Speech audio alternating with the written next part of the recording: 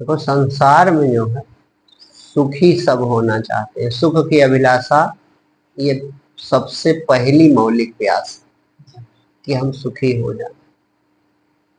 लेकिन सुखी होने के जो सुखी होने के संसाधन हैं वो बाहर मान बैठा है मनुष्य, कि बाहरी संसाधन अधिक हो जाएंगे तो हम सुखी हो जाएंगे, क्योंकि यही हमें सिखाया गया, ऐसा हमें लगता है। जबकि सच्चाई ये है कि जो संसाधन से भरा पड़ा है, बहुत संसाधन है, कई मकान हैं, कई गाड़ियां हैं, अरबों खरबों रुपया है, वो भी दुखी है। और जिनके पास शाम तक ठीक से पेट नहीं भरता वो भी दुखी है। तो लेकिन विवेक या विचार अंदर पैदा नहीं होता कि अगर संसार में सुख होता तो चलो गरीब दुखी होता, लेकिन धनवान तो सुखी हो जाता, पदवान तो सुखी हो जाता। लेकिन जिसको देखो वही दुखी है, वे और ज्यादा दुखी है, बड़े बवाल में फंस के। तो सुखी कोई नहीं है। सुखी अगर कोई है, कहा थोड़े थोड़े सब दुखी, सुखी राम का दास। इसके बारे में एक औपनिषदीय कथा है। एक कथा है, एक राजा थे, तो एक बार उन्होंने सारे अपने मंत्रियों को बुलाया और मंत्रियों से बुला के कहा कि हम दुखी हैं, तो हमारे दुख मिटने का कोई उपाय बताओ आप लोग। मंत्री माने सलाहकार भी होता है, मंत्रणा करने वाला। तो मंत्रियों ने कहा कि महाराज जी दुख का कारण अगर आप बतावें तो तुरंत निवारण किया जाए। कोई शरीर में रोग हो या किसी शत्रु का भय हो या कोई कारण हो तो उस कारण का निवारण हम लोग अपनी शक्ति भर प्रयास करें। तो राजा ने कहा कारण कोई नहीं, ना मुझे किसी शत्रु का भय है और ना कोई मेरे शरीर में रोग पीड़ा है, धन की भी कोई कमी नहीं, आप लोग जानते हैं, लेकिन फिर भी मेरा मन दुखी रहता। तो कहा महाराज फिर इसके लिए किसी संत महापुरुष को बुलाया जाए, वही मार्ग बताएगा, क्योंकि ये तो मनोरोग जैसा प्रतीत होता है। तो एक संत को बुलाया गया, वे संत पूर्ण पुरुष थे। तो उन्होंने राजन से पूछा कि राजन बताओ दुख के कारण बताओ। संत तो जानते हैं कि दुख का कारण केवल अज्ञान है, बाकी तुम सुख स्वरूप परमात्मा के अंश और दुख तो हो ही नहीं सकता। दुख का कारण है केवल अपने स्वरूप की विस्मृति। हम सच्चिदानंद हैं, परमात्मा के पुत्र हैं, परमात्मा ही हैं, लेकिन उसका स्वरूप हमारा जो विस्मरण हो गया है, इसीलिए हम दुखी। ये मूल कारण तो संत जन ये जानते हैं, लेकिन राजा को ये समझाकर मुक्त नहीं किया जा सकता था। संत युक्ति से मुक्त करते हैं, कुछ ना कुछ ऐसी युक्ति करते हैं जिससे व्यक्ति मुक्त हो जाए। तो संत बड़े बुद्धिजीवी थे, श्रेष्ठ महापुरुष, उन्होंने युक्ति की। उन्होंने कहा राजन हमने तुम्हारी बात सुन ली, जब मैं कहता हूं तुम क्यों दुखी हो तो तुम कहते हो महाराज हम सुखी नहीं, तो हम कहते हैं सुखी क्यों नहीं हो तो कहते हैं इसलिए क्योंकि हम दुखी हैं। और जब हम फिर पूछते हैं तुम क्यों दुखी है, तो ये तो एक चक्रानुक्रम घुमा रहे। एक उपाय इसका बड़ा सरल है। तो कहा क्या है, कहा किसी सुखी आदमी की कमीज पहन लो। कमीज माने शर्ट, अब उल्टा में कहना इसलिए पड़ा क्योंकि अब कमीज शब्द गायब है लगभग। तो कहा किसी सुखी आदमी की कमीज अगर आप पहन लें बस सुखी हो जाए। तो राजा ने कहा तो बड़ा सरल उपाय है महाराज, बड़ी कृपा की और बस अब आप पधारे। उनको जलपान कराया, संत महाराज चले गए। उस मंत्रीगण बैठे ही थे, बस सबसे पहले जो सर्व प्रधानमंत्री थे, कहा अरे प्रधानमंत्री जी, आजकल की तरह नहीं देश के प्रधानमंत्री, उन मंत्रियों में जो मुख्य थे प्रधान। तो कहा कि प्रधानमंत्री जी आप तो हमारे राज्य में सर्वश्रेष्ठ, हमारे बाद आप एक नंबर है, तो आप अपनी कोई कमीज दे दो हम पहन, आप तो सर्वथा सुखी लगते। तो चूंकि संत ने यह कहा था कि अगर वो व्यक्ति सुखी सचमुच नहीं है तो आप सुखी नहीं होंगे, फिर मेरी कोई गारंटी नहीं, दवा ना काम करे। ये शर्त उससे पूछ लेना व्यक्ति से कि तुम सुखी हो, क्योंकि इसी में रहस्य छुपा था, संत जानते थे ये रहस्य। तो कहा उस व्यक्ति से पूछ लेना पहले खूब कि तुम सुखी, अगर वो सुखी है बस कमीज पहनो तुम सुखी है, जादू। तो राजा ने कहा प्रधानमंत्री जी आप तो सुखी होंगे, और पूछने की जरूरत है नहीं, आप तो सुखी होंगे। तो प्रधानमंत्री का चेहरा लटक गया, क्योंकि वो डर गया कि पहनेंगे तो सुखी राजा होंगे नहीं। तो कहा महाराज हम सुखी नहीं है। तो कहा काहे? कहा महाराज वैसे राजा अचानक, काहे आप दुखी हो गया? वेतन कम है, वेतन बढ़वा दिया जाए, भत्ता कम है बढ़वा दिया जाए, या किसी का भय हो, किसी ने आपको दंड दिया हो, या मेरे प्रति चिंतित हो, काहे दुखी? तो कहा महाराज वैसे हम कोई दुखी नहीं है, ना वेतन की कमी है, लेकिन महाराज जब आपकी जय जयकार होती है और पूरा राज्य कहता है राजा साहब की जय हो, महाराज की जय हो, तो अंदर मन में गहरे एक भाव पैदा होता कि अगर हम राजा होते तो कितना अच्छा। माने आगे बढ़ने की इच्छा जो होती है, तृष्णा जिसको कहते हैं, तो ये हमारे अंदर भी है। तो कहा क्या तुम हमारा पद चाहते हो? तो कहा नहीं महाराज हम आपका पद नहीं चाहते। कान पकड़े, नहीं महाराज ऐसी कोई बात नहीं, बस बताया कि हम सुखी पूरी तरह नहीं है। कहा अच्छा।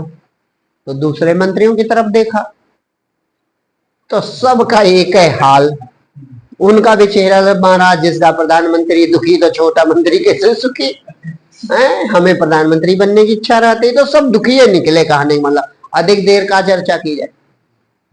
तो फिर राजा के मन में आया कि जो नगर का सेठ है मंत्रिमंडल में तो सब दुखी निकल गए, सब हमारे जैसे, उस सेठ को बुलवाया जाए, उस बहुत बड़ा उद्योगपति है और धन भी बहुत है, वो सुखी लगता है। तो गए सैनिक बुलाने, चलो राजा साहब ने कहा है उनको आपकी पुरानी कमीज चाहिए। सेठ ने कहा हमें कपड़े की फैक्ट्रियां हैं, हम जितना चाहें जो कमीज पसंद हो वैसे कपड़े के थान पहुंचा दे। तो कहा नहीं आपको चलना पड़ेगा राजा साहब के सामने, वही बताएंगे पूरी बात, कमीज चाहिए उन्हें। तो पहुंचे, सेठ जी का स्वागत किया, बिठाया बगल में, राजा आसन दिया, कहा सेठ जी आप तो सर्वथा सुखी हमारे राज्य में लगते हो। कहा आपकी दया से बहुत सुखी। तो कहा तो फिर अपनी कमीज उतार के दे दो। कहा क्या करेंगे? कहा महाराज एक संत महाराज आए थे, उन्होंने कहा सुखी व्यक्ति की कमीज पहनोगे तो सुखी हो जाओ, अब मैं दुखी रहता, तो अगर आप सुखी हैं तो हमें भी। कहा बस बदल गए सेठ। कहा महाराज हम सुखी नहीं हैं, धन बहुत है हमारे पास आपकी दया से, लेकिन हम पूर्ण सुखी नहीं। काहे? हमें धन की तृष्णा बनी रहती। जब दूसरे उद्योगपति दूसरे सेठों का सामान बिकता है तो हृदय जल उठता कि हमारे बिके, हमारी कंपनी का सामान इनका ना बिके।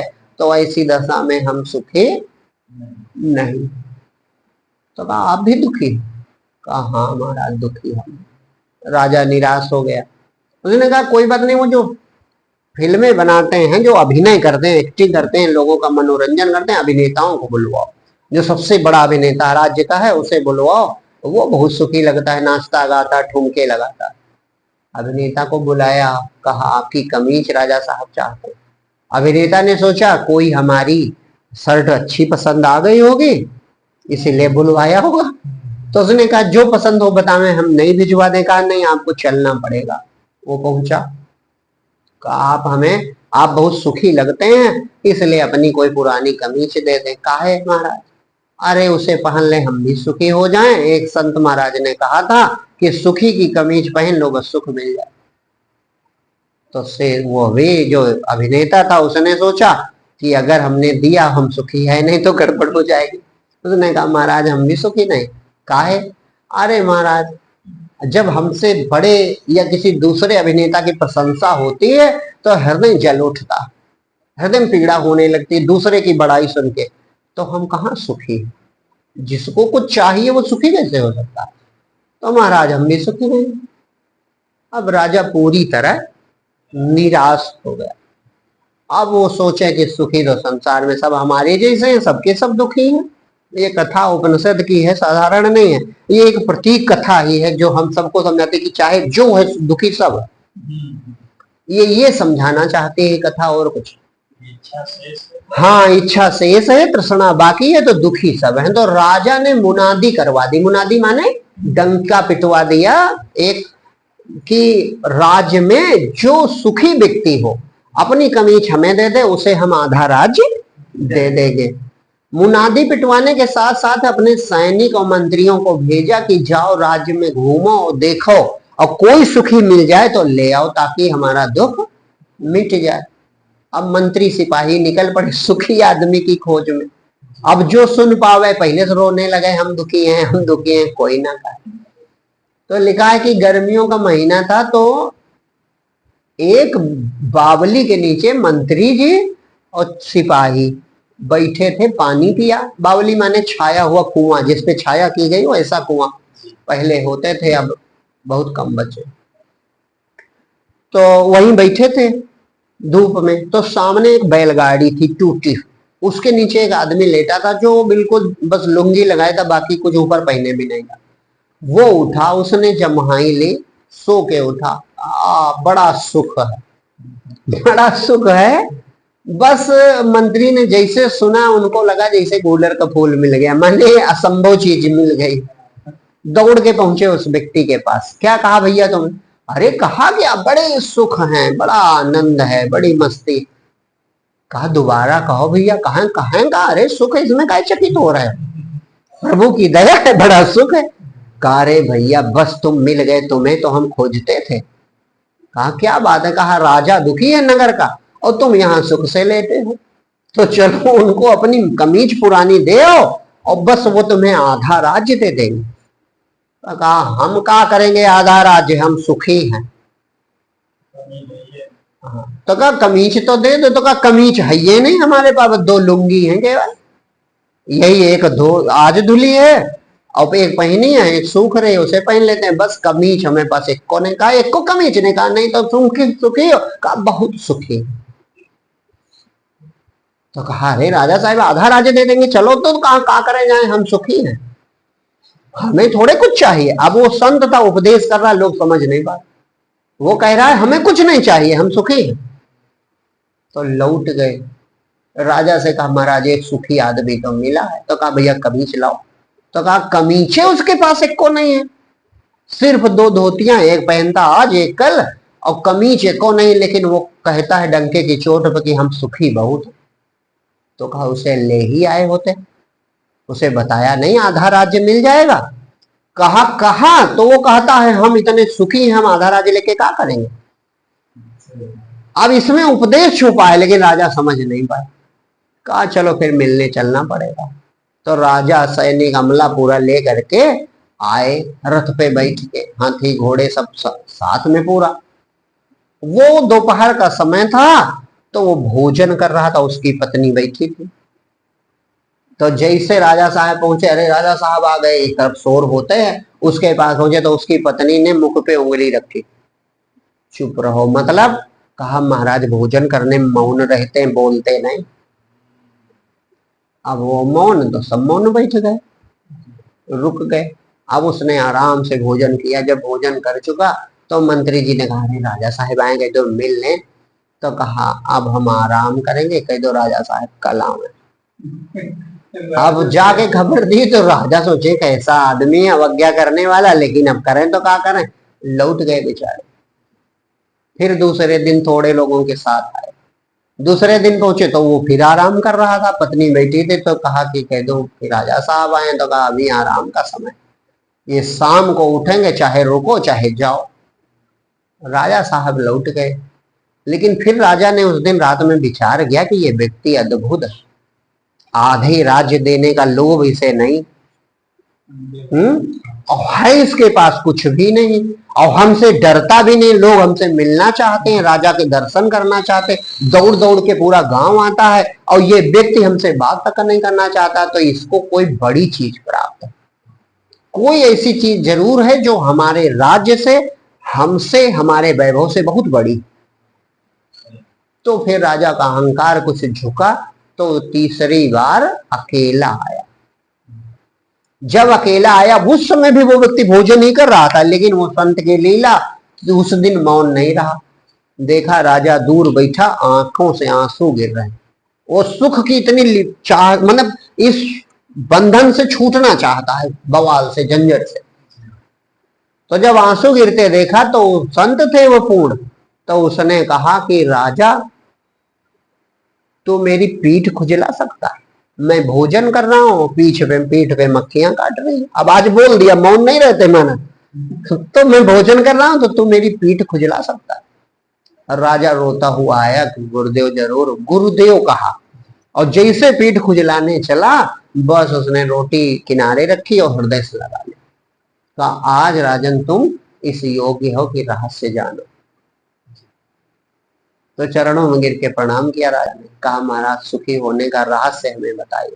हमारे पास सब कुछ है, हम राजा हैं फिर भी दुखी हैं, और आपके पास कमीज तक नहीं फिर भी आप सुखी हो, इसका क्या रहस्य? तो संत ने कहा कि इसका रहस्य मैं पहले दिन से बता रहा हूं।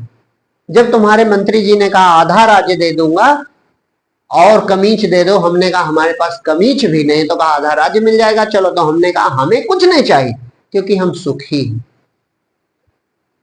लेकिन मंत्री जी ना समझ पाए। तो राजा ने कहा महाराज समझ हम अब भी नहीं पाए। तो कहा राजन इसका रहस्य सुखी होने का यही है कि जो संसार की वस्तुओं से सुखी होना चाहता है वो कभी सुखी नहीं होगा, सदैव दुखी होगा। सुख स्वरूप अपना हृदय में बैठा परमात्मा, अपना स्वरूप ही सुख स्वरूप है, और जिसने अपने हृदय में झांका और संसार से सुख की आशा छोड़ दी, वह सच्चिदानंद रूप में डूब के सुखी हो जाता है। सुख स्वरूप परमात्मा को प्राप्त कर वह सुखी हो जाता है। यही सुख का रहस्य है। संसार में, भौतिकता में, बाहर जितने साधन हैं, इनमें जीव सुखी हो जाए ऐसा कोई तत्व नहीं। जीव की प्यास बुझा दे, जीव की तृष्णा मिटा दे, जीव का अज्ञान मिटा दे, जीव का भय मिटा दे, वह सारा गुण एक हृदय में बैठे परमात्मा में। जैसे ही जीव परमात्मा में डूबता है, बस अखंड ब्रह्मांड में व्यापक सत्ता प्रकट हो जाती है और वो निर्भीक हो जाता है कि एक है हम और परमात्मा, और उस चैतन्य सत्ता को प्राप्त कर निहाल हो जाता है। हाँ, बस एक ही शर्त है, इच्छा रहित होना जरूरी है। क्योंकि इच्छाओं के कारण तुम संसार में दौड़ते रहोगे, भजन कब करोगे? जब तक इच्छाएं बनी है, वासनाएं कामनाएं बनी, तो दुनिया में भटकोगे, भजन कब करोगे? इच्छा रहित होना। वशिष्ठ जी तो राम भगवान से कहते हैं कि हे राम, मैं तुम्हें बड़ा सरल उपाय बताता हूं, इच्छा रहित होना ही निर्वाण है। भाई इच्छा रहित हो जाओ। इच्छा कौन करता है? इच्छाओं की जड़ अहंकार है, मैं, यही इच्छा करता है। तो जिसने मैं को भगवान को सौंप दिया कि प्रभु हम नहीं तुम ही हो, तो जो हम ही नहीं तो कौन इच्छा करे, लो मुक्त हो गए। ये सरल सूत्र। इच्छा छोड़ने से नहीं मिटेगी, इच्छा त्यागने से नहीं मिटेगी। अपने आप को भगवान को सौंप दो, बस इच्छाएं मिट गई। प्रभु तुम जानो, तुम्हारा काम जानो। ये शरणागति ही सूत्र है सुखी होने का।